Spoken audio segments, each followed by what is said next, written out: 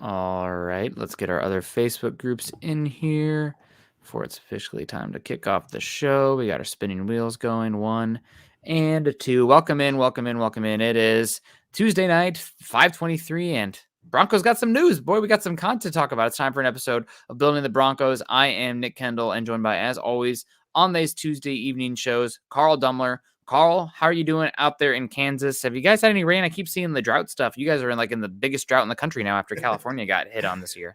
No, actually, it's been raining like crazy. Okay. Not like right where I'm at, just a little bit west of us. There's like streams that haven't had water in years. Like Oh, I don't wow. think I've ever seen water in them, and they're like hitting the top of bridges right now.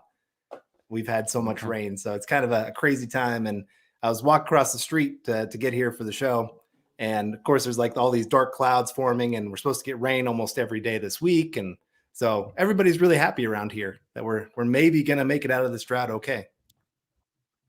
Well, God, you guys need it, and I see California's out of their drought now, most of the area, so that's good stuff. And the Broncos are putting us out of our drought of content and moves. So we have 3 moves today announced by the Denver Broncos. We're going to get into them and probably go 45 minutes or so, but we'll see what the chat dictates, of course. First, I got to say hello to everybody in the chat. We got Dylan Von Arks coming in saying, "Sup, Broncos country." Make sure you guys hit that like button on the way in, share on all platforms, and subscribe if you haven't already. Hope you're doing well. We got How Dare You Exist saying, "Not a surprise. Guy's been pretty poor as of recent." Obviously talking about Broncos former kicker, Brandon McManus, moved on from today. William coming in here saying, "I had no problems with McManus, honestly, but I understand it." Kevin Gray coming in saying, "Evening Broncos country, Nick, Carl, and Scott. McManus was a good kickers, but Broncos decided to move on. Not really surprised. Denver Broncos for life." Absolutely. And Jetty Splash coming in. Jetty's upset, but Jetty's got a new waterfowl in his picture today. Looks like maybe some sort of sandhill crane or something. I'm not sure. Snowy egret. Snowy egret. Okay, there you go. Name I knew, and to get it's definitely some sort of crane or egret of some sort. So shout out to Jetty Splash keeping us on our toes with the waterfowl. We appreciate that. I'm much more of a wood duck kind of guy, but that's okay. Troy Boer coming in here, $4.99, saying, "Hey guys, could not be happier with the added additions on the offensive line and defensive line today." Troy hit me up on Twitter. Shout out to Troy, talking about he was on the show this morning as well, and Scott and I were ranting and raving, mainly me ranting and raving about the offensive line and defensive line depth. And Broncos then go out today and add defensive line and offensive line depth. So good timing. I guess I'm glad it's that content didn't really last very long as far as being able to bring up those clips. But hey, we're on the right track here, and thank you so much, Troy, putting us on the right track here with the $4.99 super. That really does help. We seriously appreciate that so much. So hope you're doing well. Off the cuff here, Carl, what are your thoughts on the big news today, which is the Broncos moving on from Brandon McManus, longtime kicker, the last member of the team that was still on the team from that Super Bowl victory team in 2015, now gone, not a Denver Bronco anymore. Thoughts off the big move today? I'm torn a little bit. I mean, McManus back there in that 2015 playoffs, I think he went 10 for 10 on field goals for the Broncos. So, I mean, had a great run there. And he's had some great seasons for the Broncos, don't get me wrong. But these last couple of years definitely been a downgrade, not living up to his contract. And on top of that, I think he's been a little bit of a distraction for the Broncos. I think at times you'd see him in practice where he'd get bored and he'd go put on like a referee uniform to like shock his teammates. And I get it. Like it's all fun and games and stuff like that. But then you see some of the antics on the sideline of like throwing his helmet down and doing this to the coaches. And, just as a kicker, I'm not sure you should be doing those kind of things because we've seen in this league, like teams are willing to move on from kickers pretty quickly, unless you're like one of those top 3, like you're going to the Hall of Fame kind of guys. Sean Payton, another guy you really should not be messing around with kickers. Had 9 kickers in his first 10 seasons in the NFL as a head coach. So he doesn't view them as these like, we have to keep these guys. We got to build them up. It's, hey, you do your job, you're gone.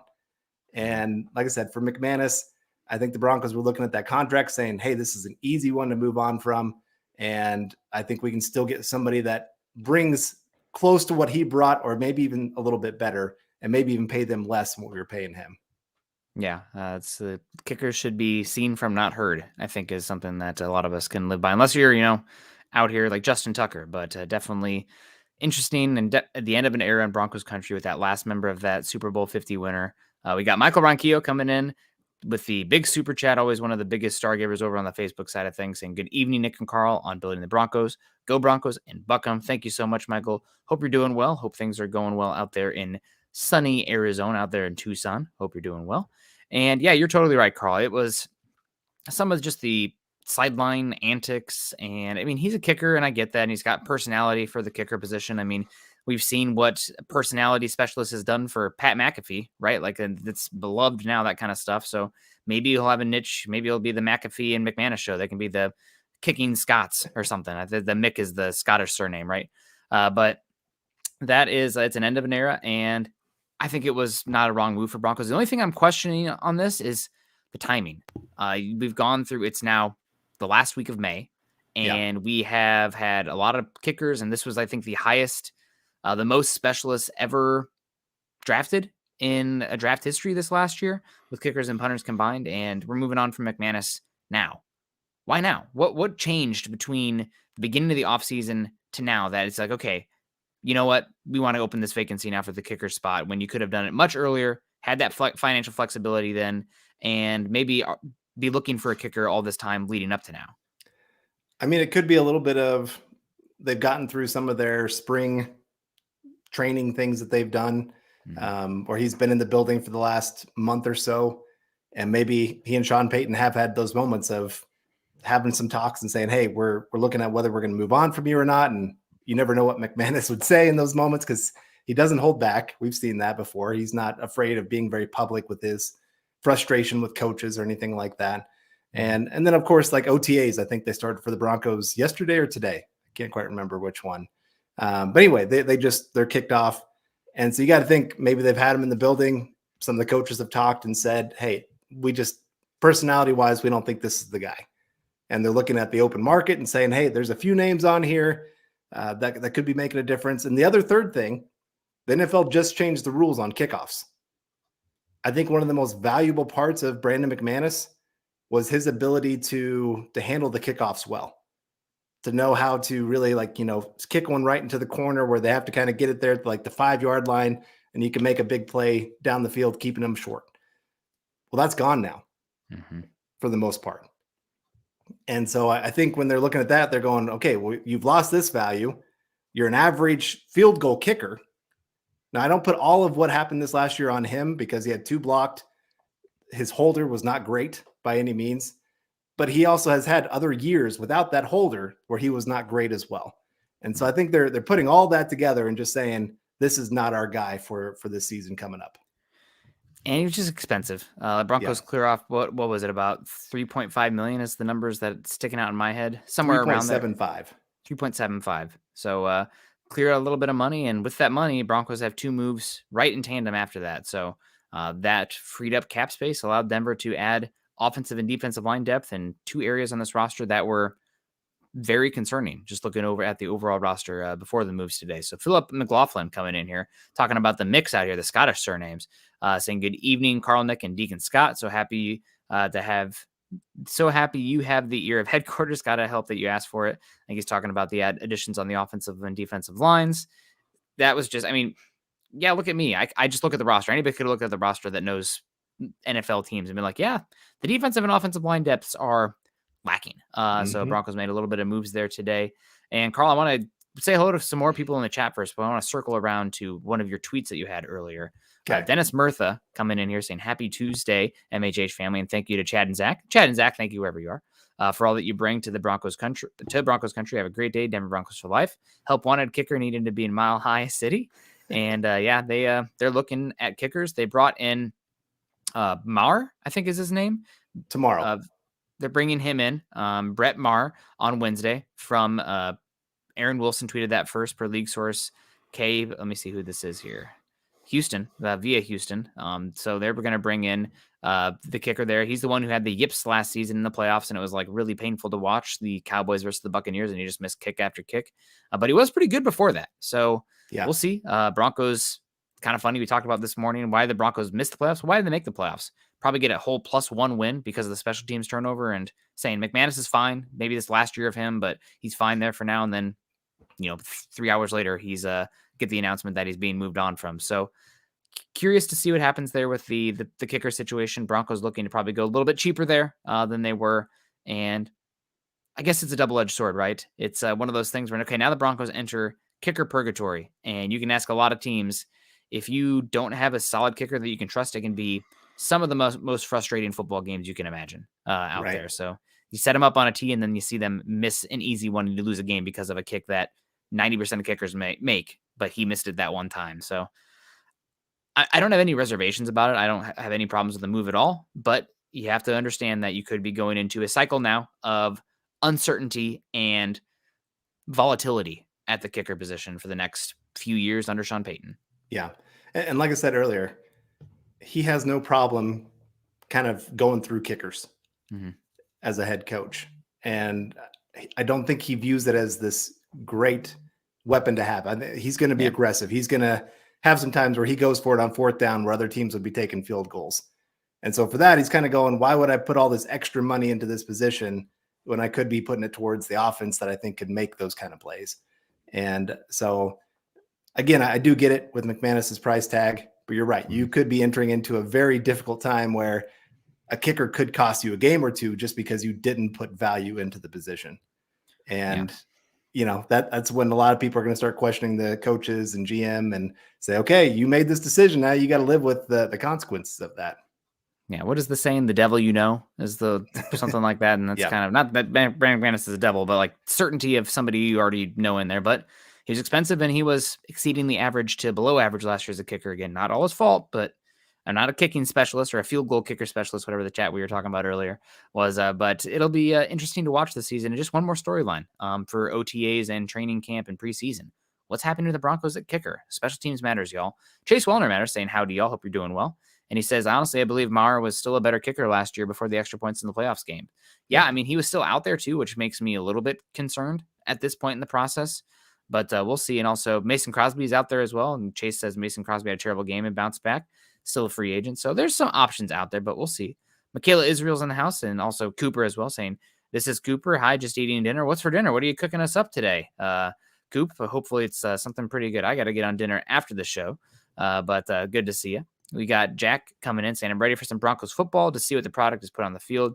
You can talk end of wins is what you can talk all day. End of the day, it's wins are what matter.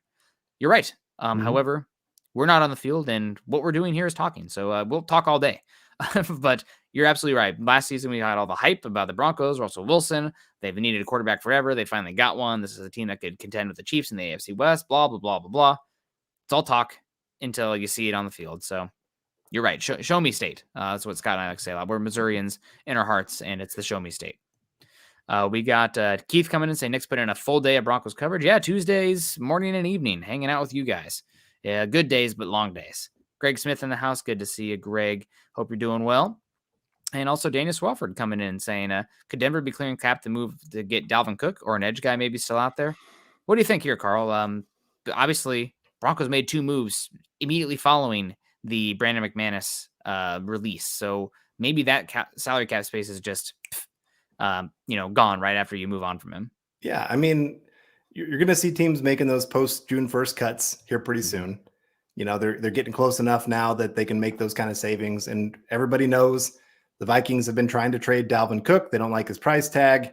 Good chance he's probably actually going to get cut because no team wants to pay a running back that much money. That's kind of been up and down health-wise. And so I do think the Broncos are looking at the running backs out there on the market and hoping that they can maybe find another one that can help this team. I don't know if it'll be Dalvin Cook or not, but he makes a ton of sense. He's a good receiver, got some speed, brings a nice compliment to Pirine. So yeah, if he comes in for the right price, I think the Broncos will be in on that one. Certainly a possibility. And also talked about edge rusher. You kind of bullied me to the point of saying, yes, I agree. No, I'm just kidding. But you convinced me that edge was something the Broncos could consider as well when I was saying defensive tackle, more concerning for me. But edge is still definitely a possibility. But the Broncos bring in Cam Fleming, I think first announced by James Palmer, if I'm not mistaken, talking about the Broncos bringing in the former, I guess, third year now, offensive tackle Cam Fleming, third year on the team. Broncos have signed him to 3 consecutive 1-year deals. and he comes in for a contract that could be worth up to $4 million. And I got to say, I really enjoyed, after the deal was announced, reading the quote tweets and the replies to that. Miami Dolphins were beside themselves. The fans were really upset about that because obviously we're looking at the Cam Fleming advanced stats, probably found people like you and I talking about him being like, this guy was actually pretty good last season. Yeah. And they're going into the year with Austin Jackson, who's been horrible for them, and Isaiah Wynn, two potential first-round busts at tackle. So now the Broncos bring in Fleming, who immediately solidifies the Broncos tackle position on the second level. And he might even be the team's number one guard depth as well. Like coming in, I mean, Luke Wattenberg, Kyle Fuller. I mean, I might take a Cam Fleming at guard before those two. Right. I had somebody actually message me right after the deal was done saying, hey, do you think he can play guard too? I said, well, I mean, he'd be worth a chance to see what he can do just because he is actually a pretty talented player. He's got the size. He can handle it. But most importantly, this really does solidify the offensive tackle position for the Broncos. You got three very solid players. I'm not saying that they're great, but you at least have three solid guys that you can trust to be on the field and do pretty well for you. They're not going to be negative players like the Broncos have seen the past quite a few years here. Throw in, you got Garrett Bowles, who has injury history. You got McGlinchey on the other side, who has injury history. So you needed somebody solid behind them that you could trust to come in and hold down the fort and not completely bleep themselves, you know. And he brings that to you. That's why I put on Twitter, I think you were talking about my Twitter comment, that it's one of my favorite moves the Broncos have made this offseason. I really do love Cameron Fleming. I thought last year he was very solid for the Broncos, one of the few guys that looked very competent on the offensive line, and like game in, game out was providing what you needed from him. And so, like I said, bringing him back where there are probably some teams out there he could be winning the starting role, and now he's your swing tackle, just makes me feel a lot better about this team. Yeah, I mean, I ranted and raved this morning about the offensive line depth and just the concerns there, and bringing back Cam Fleming makes me feel so much better about it. Still questions on the unit, but now to have a guy that can theoretically play 4 spots on that line. Center's still a weakness long-term, but really happy to have Cam Fleming back in here. And we got our guy, Gyla Maples, coming in here with the hippo, you know, giving us the peace sign, or the V for victory. Thank you so much, Gyla. Doesn't show up on our end of things, but Scott let us know, so we appreciate that so much. And you guys can see that as well, I'm sure. And he also comes in and says, hello, Broncos country. Well, hello to you too, Gyla. Hope you're doing well. Hope you had a good Tuesday, and tomorrow's hump day. So we're working our way to Memorial Day weekend. We also got our guy, Gary Palmer, 1999, saying, hi, Carl, Nick, and Scott. Glad to see Sean taking you guys to heart. LOL, Denver Broncos for life, Buckham. Yeah, I don't know if he's talking about the building the Broncos aspect or anything like that. I mean, I know we've been, again, talking a lot about the offensive and defensive lines, but Broncos have made some moves there, which gets us excited. I'm over the moon about the Cam Fleming signing as well. I was a big fan of his play last season. I mentioned a few times. To be honest, I never really totally understood the Calvin Anderson hype that a lot of Broncos fans had for him. I watched his tape and thought he moved well, and there were some good pass protection reps, but not a lot of grip strength, and couldn't do much of anything in the run game, getting guys, you know, displaced from point A to point B.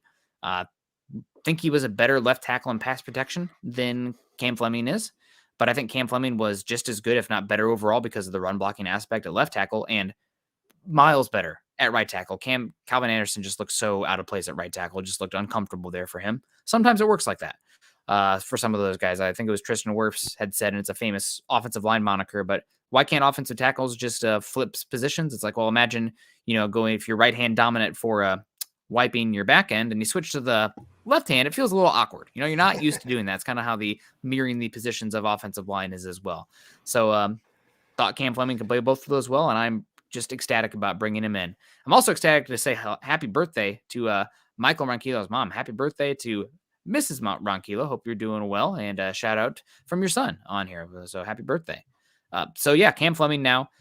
Broncos long term. Do you have any thoughts about the offensive line going forward now? Like, are there any other spots? Do you think they might be done here, or are you still out there looking for some spots, and what positions might you be looking for?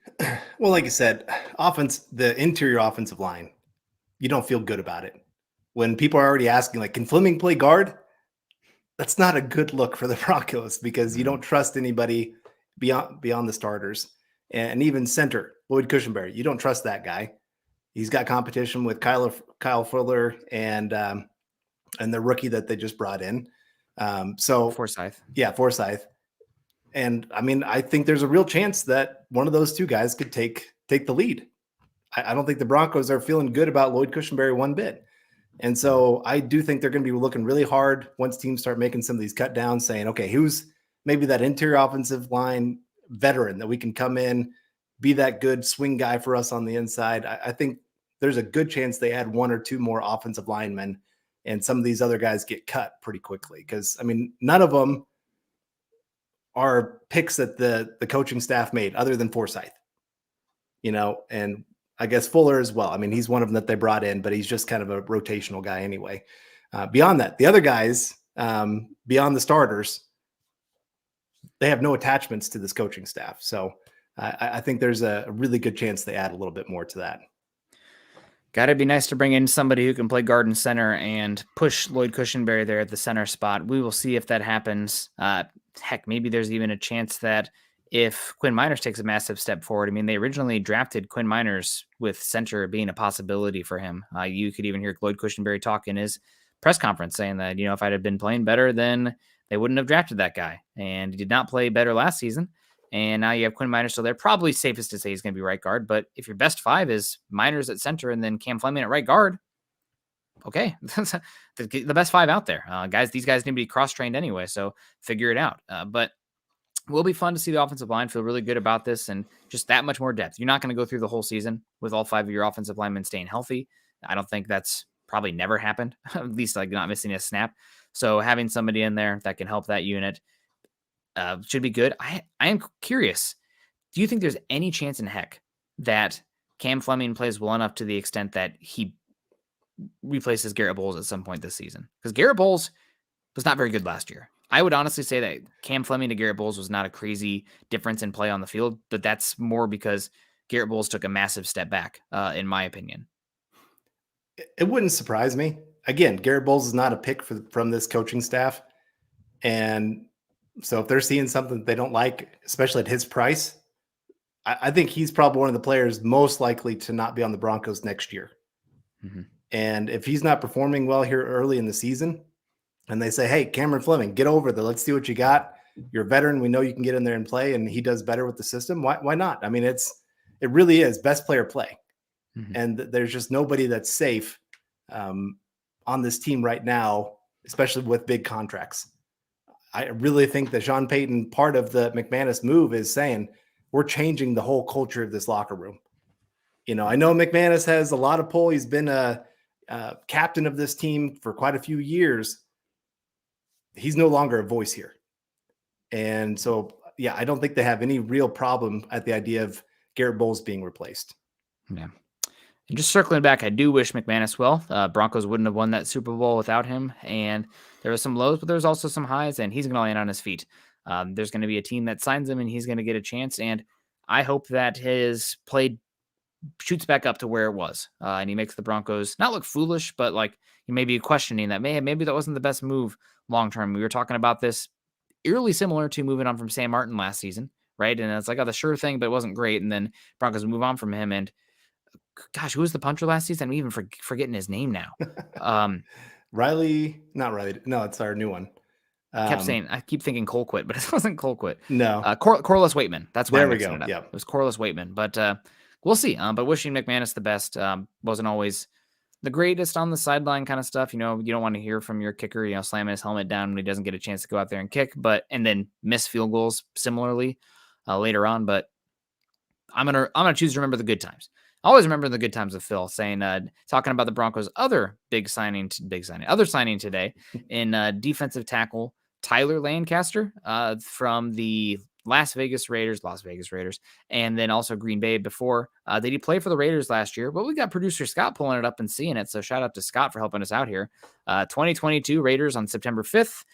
Raiders released Lancaster, and August 28th, the Raiders placed him on the IR. So he had an injury settlement and didn't play last year. But before that, from 2018 to 2021, he started 21 games over 4 years with the Packers. So he does have some starting experience. And I am curious what this means for the defensive line, mostly a nose tackle. So I'm wondering if Mike Purcell's days are potentially somewhat numbered here with this signing. I will say that Purcell's position has gotten far more precarious, and he's going to probably going to have to go out there and earn his spot. Yeah, I'd agree. Again, another contract that you can move on from pretty easily. And if you got a guy like Lancaster that you feel like can give you 95% of what Purcell brought to you for half the price, you're going to make that decision 100% of the time. Mm-hmm. And I mean, we see Sean Payton, he's wanting to make a lot of moves. He's wanting to really overturn this roster quickly. And I mean, I'm trying to think of how many new players they have that will be on the 53-man roster compared to last year.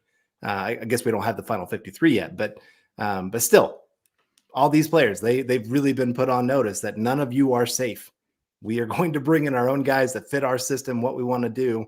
And if you don't line up with that, good luck out there. Yeah. Yeah, Lancaster is still only 28 years old, dealt with a high ankle sprain, and then was released after that. But I do think that he'll have a chance to end up on this rotation, and really happy to have another potentially competent body in there that can at least compete and come in and take some snaps. I think Mike Purcell is probably the one who gets the biggest concern, or most precarious position with this signing as well. But I also think it adds a little bit of insurance to Matt Henningsen and Owuzurike as well. If those guys don't take that next step, you're not dependent on a 2022 class day 3 defensive lineman coming in and taking a massive amount of snaps. I mean, heck, Jonathan Harris too. Need to toss him out there as a name that hopefully, shotgun approach on the defensive line helps. It's not going to be a dominant unit this season. Don't really have you can tell like who are going to be the dominant defensive lines is kind of a first off the bus position a lot of times, or at least when you watch the tape, sometimes if they're not the first off the bus, it's like, oh my God, that guy moves like a linebacker, even though he's, 6'3", 300 pounds. But probably not going to be a position of strength for the Broncos this season, but this should hopefully rise the floor a little bit and give the Broncos options for the position over OTAs and training camp going forward. Right. As long as the unit can be competent, you can feel pretty good about the rest of the defense. I mean, you got pretty good off-ball linebackers. Secondary looks like it's taken pretty nice shape. I mean, cornerback is still a little bit of question at the second and third cornerback spot, but you still feel pretty good about it. Safety, you've added a lot to that group over the offseason. Of course, Justin Simmons, all-pro kind of caliber. Patrick Surtain on the other side. So, I mean, you feel like you can do a few things if that defensive line can be competent for you. Like not be this getting blown back 4 yards every time. Every team could just run it down the field like they don't exist.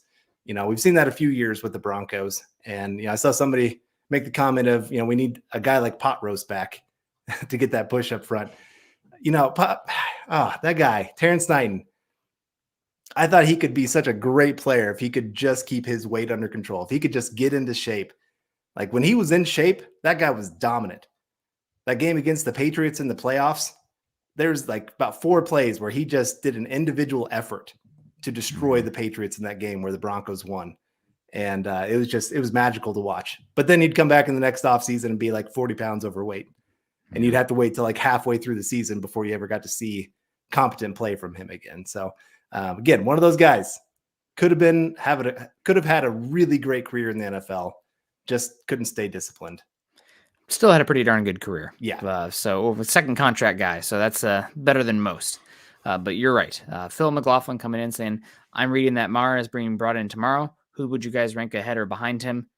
Thank you so much for the comment, Phil. We appreciate you. I am not a kicker expert at all. I can read you some of the names. We can go through some of the stats, but I'm not sitting here breaking down kicker tape other than the very raw, generic data from those guys' success, kicking percentage, where they're good from, et cetera, et cetera. You have Mar coming in here, getting the first swing. Max Crosby still out there as well. I think Robbie Gould is still out there as well. So 2 former NFC North kickers. So there's some veterans out there. Wouldn't be surprised at all. The Broncos brought in somebody also that was kicking out there. I mean, there's a lot of kickers out there. There's not a lot of good kickers. So I think the Broncos will hopefully get somebody in there that can come in and be fine, but for pennies on the dollar. So we'll see. Mar's going to get the first shot. Wouldn't be shocked if he leaves tomorrow with a contract. Right. Yes, he had the horrible playoff run of extra points, pretty much where the Cowboys had to say, we can't kick the football in this game. We can't trust that that's going to go in at all. And, I had somebody ask earlier on Twitter, was that a technique issue? Was that a mental health or mental issue with him? I mean, I think it starts off with the mental. Like you miss one. I'm a big time golfer. You hit I hate to use this word because we don't say it in golf, but shank, where it goes straight off to the right. And you're kind of going, what in the world just happened? And so then you like try to overcorrect, and all of a sudden then you pull it clear across the course. And at that point, you really should just stop golfing for the day because you've lost it. And that's kind of what happened to him in the playoffs there, where he missed that first one, tried to overcorrect, and then he's lost all confidence at that point. And then you're seeing the coaching staff lose all confidence in him. But before that, I would say I'd feel comfortable saying he was a top 5 kicker during the regular season. I think he made, what was it? 29 of 32 field goals. So 90.6 field goal percentage. And I think he even made like a 60 or 61 yarder last season. And so, I mean, he's got a good leg. And somebody said it earlier with Crosby, he had those couple little bit where he just lost it mentally. And eventually he got it back. And so now you just got to figure out, can Marr get it back? Or is it gone for this year? Does he need a year off to kind of get his head right? I'm not 100% sure. But if he's got it back, he's a good signing, I think.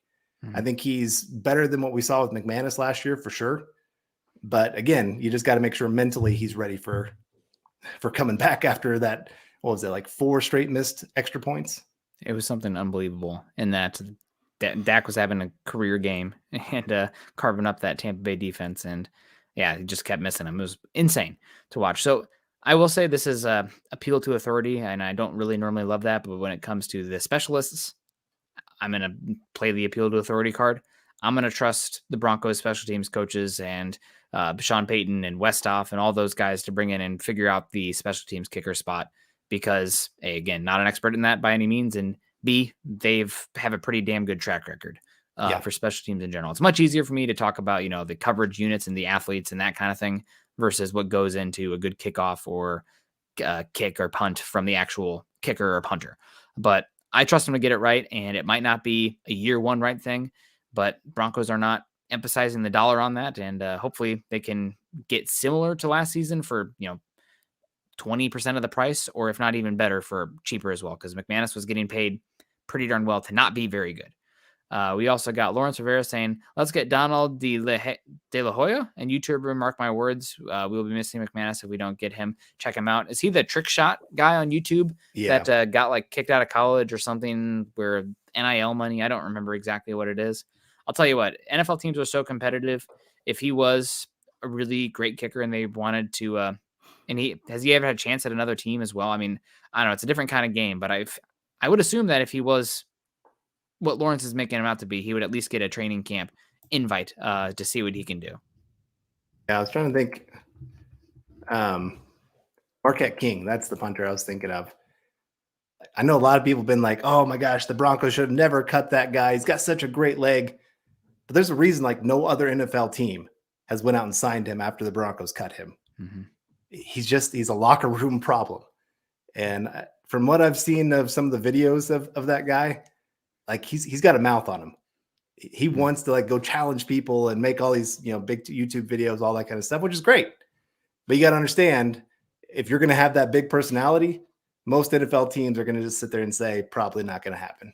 Yeah. Laces out, Dan. Todd asking about Ray Finkel available. I love that movie. David Schlosser coming in here saying, good evening, gents. Good to see you. I hope you're doing well. It's been a bit. So I hope life is going well and you're staying healthy. And we also definitely wanted to say hello to Patrick coming in saying happy B-Day Bronco Mom. And also Tuesday once again proves to be impressive. Yeah, a lot of stuff goes down on Tuesdays in Broncos country. It's a good day to talk a little ball and hang out with you guys. And shout out to Patrick. He sent me a very impressive care package of coffee from Lion Coffee Company. I'm going to be set up for a bit. So God bless you, man. It's what a subscription that has turned out to be. And we really appreciate the support. You really do keep the morning shows going. Because I can't imagine doing it without coffee. I had somebody walk into the church the other day and I'd made a pot of coffee from some of the coffee that he had sent me. And they said, hey, can I have a cup of that? That smells amazing.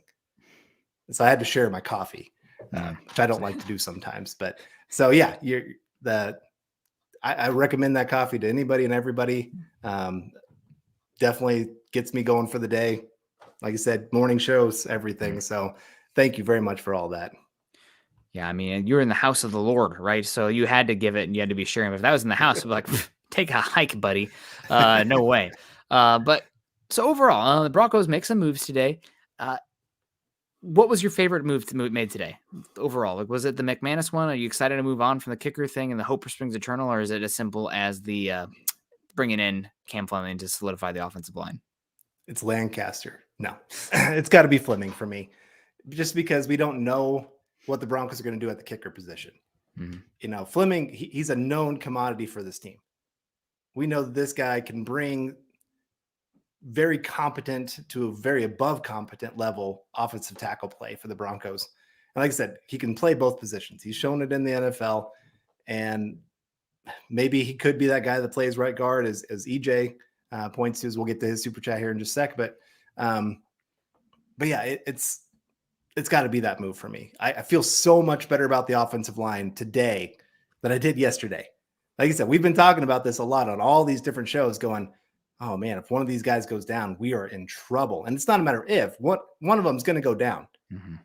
And so now at least you've got 2 positions secured, maybe 4.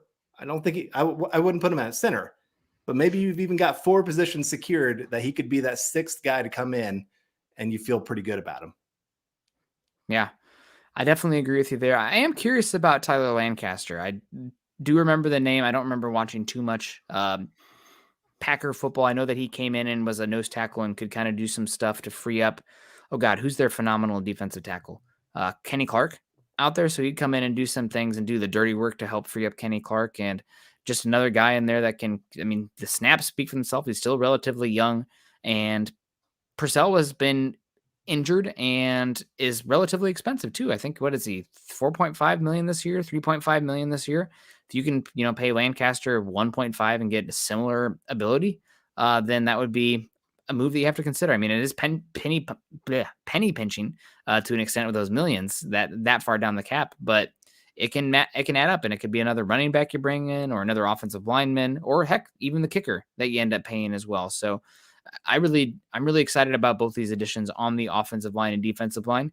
I'm a little bit surprised that with Lancaster, he projects more as a pure nose tackle, and I'm more concerned about the 3-eye, kind of the under tackle opposite of DJ Jones, where you currently have Jonathan Harris and Owazurike lined up, and just question marks there versus Tyler Lancaster. But again, another body on there that can help move the needle a little bit, and like I said earlier, raise the floor.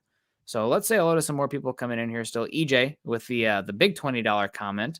Probably going to be one of the last ones here as we start to wrap up this show with the off-season content, saying Ben Powers, Quinn Miners, Cam Fleming, and Mike McGlinchey. Yes, please. That's a whole lot of mass there, Carl. What do you think about this unit here? Is he listing them in order of his favorites? What's going on?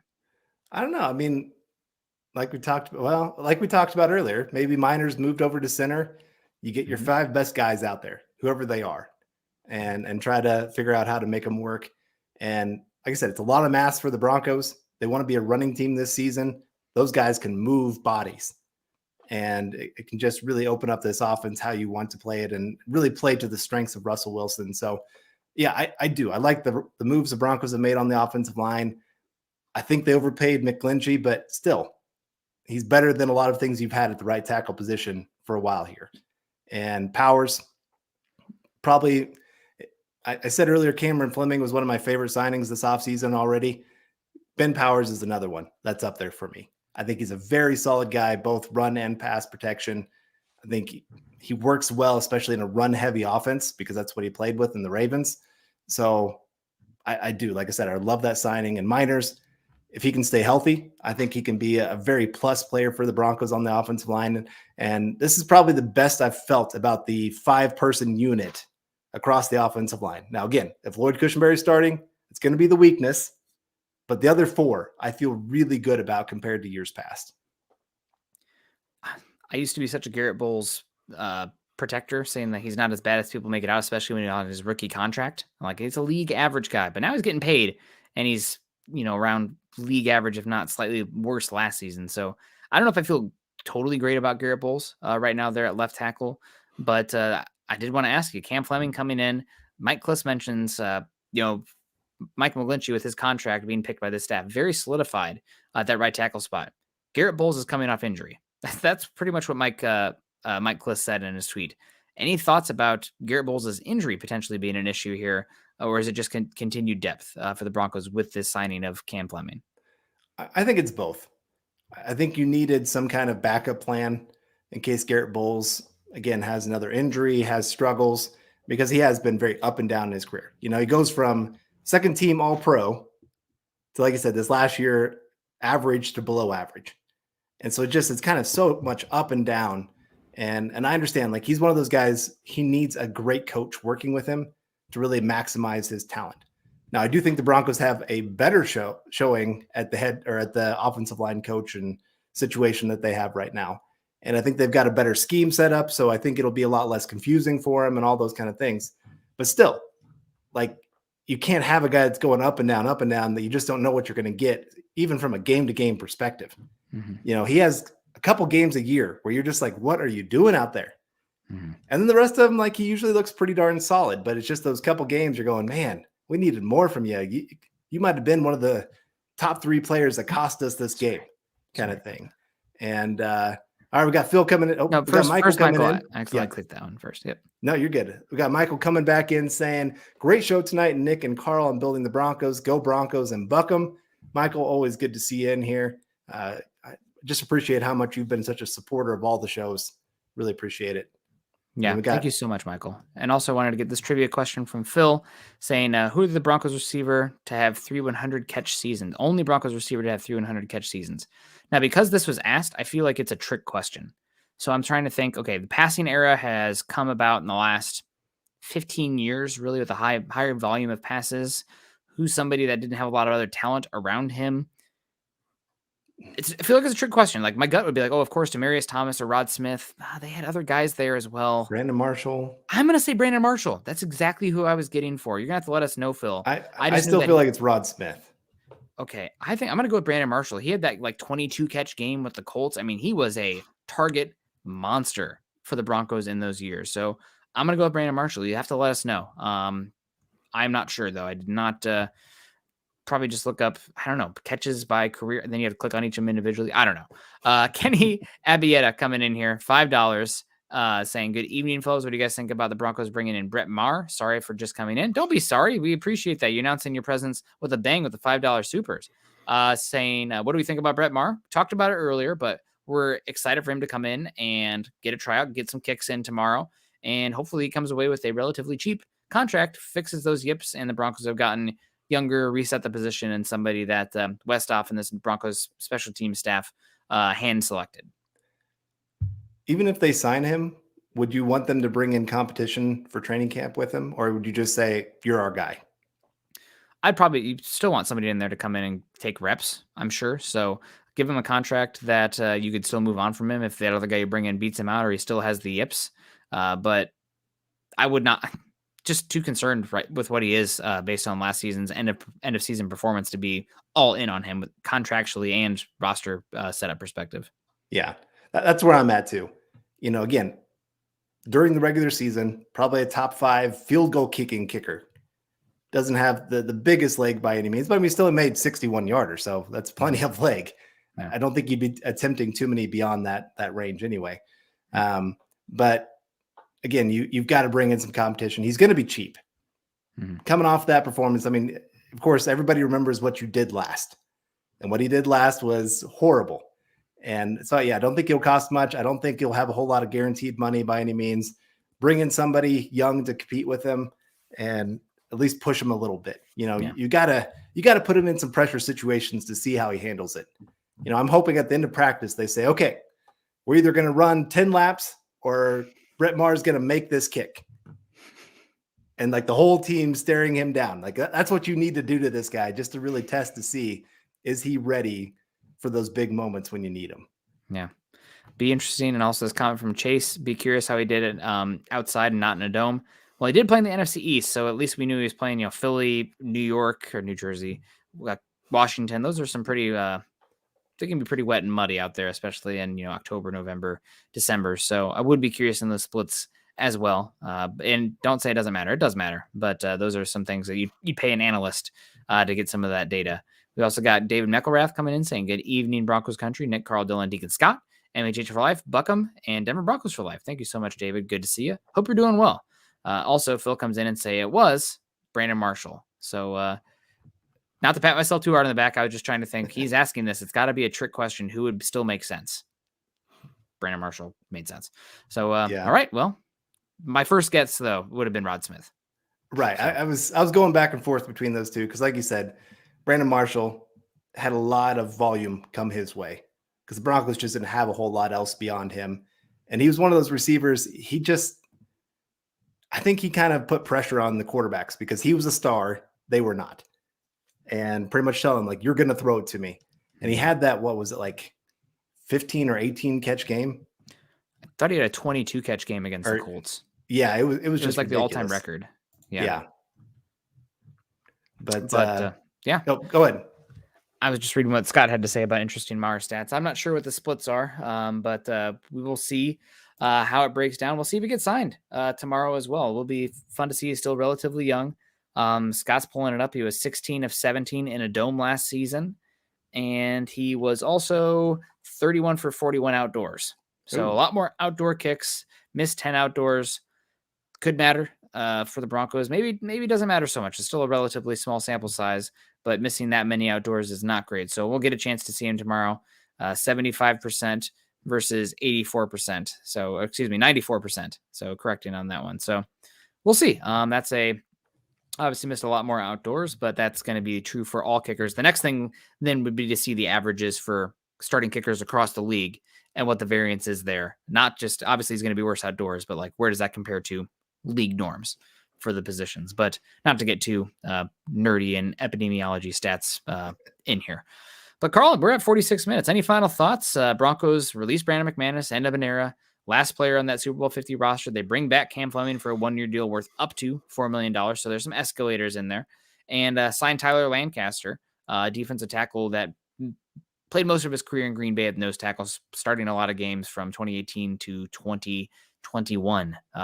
Big moves today for this time of year. For sure. But every one of them makes sense. Mm-hmm. Like I said, McManus was not living up to his contract these last couple of years and has been a very boisterous person against coaching staffs.